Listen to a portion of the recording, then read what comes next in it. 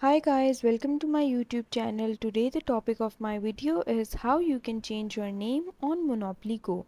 Guys, the process is very easy. You just have to follow me step by step. And let's get started with the video without wasting any time. Please do not skip the video and watch it till the end. Okay, so first of all you can see there's this icon of Monopoly Go on my screen. I will click it. After clicking the icon, it brings me to this Monopoly Go interface where you can see there are these three lines on the top right corner of my screen. I will click it. After I click it, these options pop up. You can see my profile picture on the top of my screen. I will click my profile picture.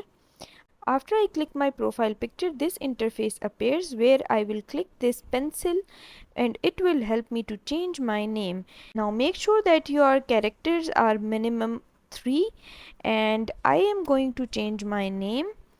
Now I am submitting this. A prompt is appearing. It is telling me that I can only change my name 3 times. Am I sure? After I click submit, you can see that my name has been changed. I can also change my avatar, but I will show that in any other video.